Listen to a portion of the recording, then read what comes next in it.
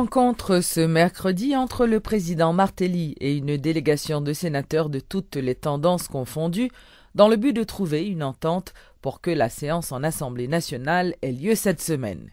Le président du Sénat, à la tête de la délégation, a révélé que les parlementaires ont fait un ensemble de recommandations au chef de l'État afin de débloquer la crise. Au terme d'une conférence des présidents de commission à l'extraordinaire hier mardi, suite à l'échec de la séance du 5 janvier, les sénateurs ont donc décidé de mettre en place une commission sénatoriale de 6 membres qui a pour mandat de discuter avec le chef de l'État avant de poser tout acte relevant de leur attribution de parlementaires. Notons que le président Martelly s'est entretenu avec des responsables de partis politiques de l'opposition. Le président du Conseil supérieur du pouvoir judiciaire, maître Annel Alexis Joseph, a finalement remis sa démission ce mercredi.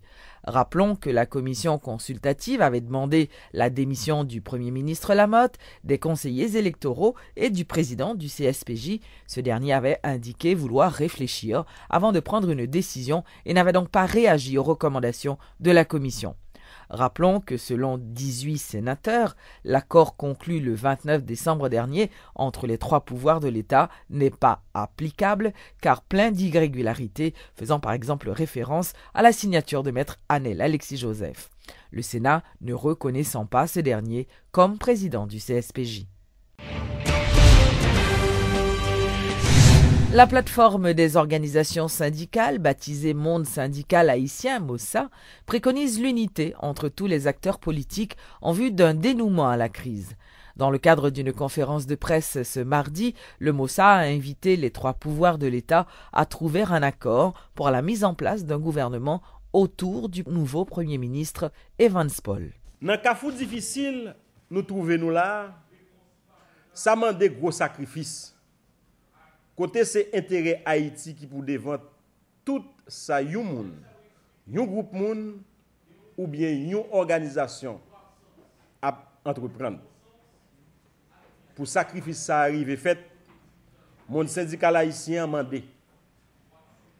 C'est pour président Martelly bay premier ministre Kaplim l'attitude pour négocier tout bon vrai.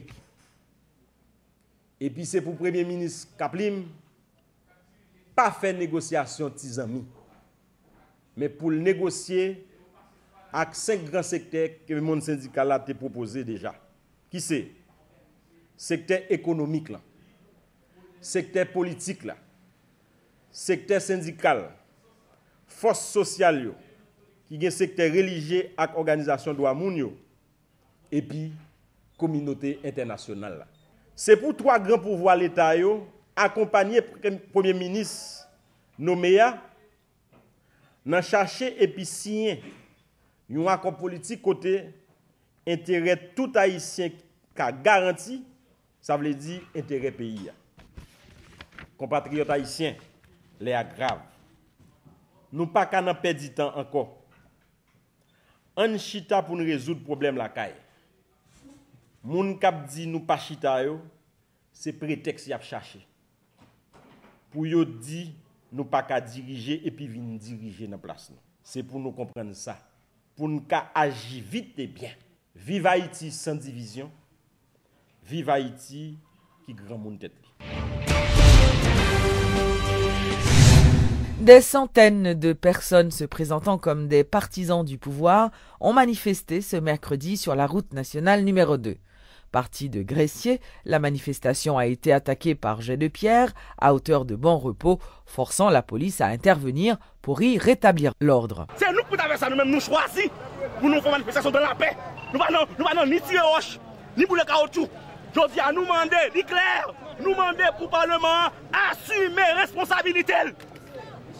Et toutes les autres dans le pays, il y a un Parlement mettel. Un Parlement mettel. Nous-mêmes jeunesse là, nous commençons à révolter. Il n'est pas possible. Oui. C'est pas possible. Oui. Et ça va mettre toute jeunesse là et vous les faire camper. C'est le Parlement qui a un problème sur le pays. Parlement.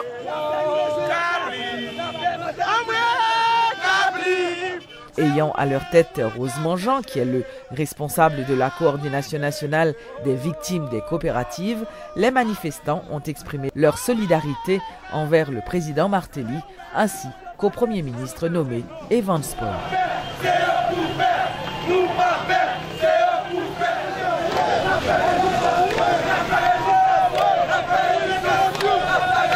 L'objectif de manifestation, c'est de vous permettre de dire non à l'opération Burkina Faso, non à l'opération Tikouline, non à l'opération Tsunami et oui à ratification.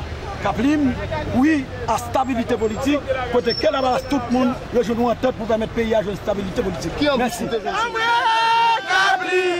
C'est où-même qui a cherché, qu'on est à moins délivrer.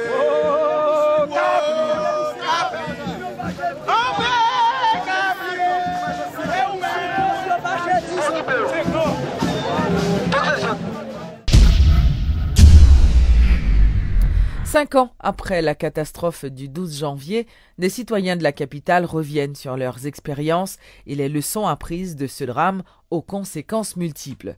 Que ce soit directement ou indirectement, ils ont tous été victimes du tremblement de terre et gardent encore quelques séquelles. Métropole est allé recueillir des témoignages. Suivez ce reportage de Luc Nergaro. 4h53, 12 janvier 2010, une page tragique du livre de vie de chaque résident de la capitale haïtienne et de certaines villes de province s'est écrite. Un tremblement de terre de 35 secondes a redéfini l'existence de tous ceux qui ont vécu l'expérience. Chacun a son histoire, sa vision du phénomène et en a tiré des leçons. Jésus.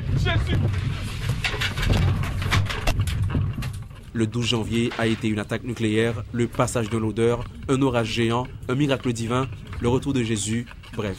Les 5 premières secondes du séisme ont été différemment interprétées par les citoyens avant qu'ils se rendent compte qu'il s'agissait de tremblement de terre. Petit moi mouri, carrément crasé, commerce moi perdu. C'est l'événement les fait ce matin. Tout simplement moi la fumée, simplement moi poussière qui vient jeune moi. Dès qu'on est pays à tape chaviré net vide en bas. Et c'est le bon Dieu qui bon la ville là côté me là. 35 secondes qui ont laissé des orphelins, des veufs, des handicapés ou encore des sans-abri. Certains ne se remettent toujours pas, tandis que d'autres essaient de surmonter le traumatisme et refaire leur vie. Dans les deux cas, les séquelles persistent. Calculer comment la situation est, ma condition ça va priver encore, également j'en cas vivre en paix. Jusqu'à nous, je me sens bien. Bon, moi-même, c'est quoi quand dans le cas? Mais l'esprit dans la rue, je sens que notre tremblement de terre toujours. Réginald Chevalier est cinéaste. Après avoir échappé à ce cataclysme à 2 reprises, à quelques minutes d'écart, il parle de cette expérience avec la satisfaction d'avoir été épargné pour sauver une vie. En effet, 6 jours après le drame, le réalisateur, accompagné d'une équipe de télévision belge, allait délivrer, en appelant les secours à temps, une femme coincée sous une poutre. Un acte qui marque la vie du citoyen, bien plus que son propre sauvetage. Effectivement, Marie, dans le dame a sorti, dame a commencé à prier, à chanter louange, et puis un an après, nous venons rencontrer lui. Elle était très en bonne santé, parler, tout bagage. Aujourd'hui, 5 ans après le séisme, Réginald Chevalier dit constater avec peine le comportement des Haïtiens qui semblent n'avoir rien retenu de cette catastrophe sans précédent. Un autre 12 janvier en Haïti ferait peut-être plus de dégâts aujourd'hui, regrette le cinéaste. Il doit tout Haïtien leçon que nous pas gagnons pile temps sous terre. Si nous sous terre, ça veut dire nous avons un devoir pour remplir, il faut remplir bien. So, maintenant, ce sont l'autre tremblement de terre, il y a tant pour faire décider pour faire ça, pour faire bien, pour payer en ça le problème que l'hier. À chacun son histoire, à chacun son 12 janvier, mais l'événement, lui, aura marqué toute une génération de par son incidence sur la vie politique, économique et sociale du pays. Puissent ces expériences demeurer vivantes dans la mémoire des Haïtiens, finiront-elles un jour par déclencher une prise de conscience collective.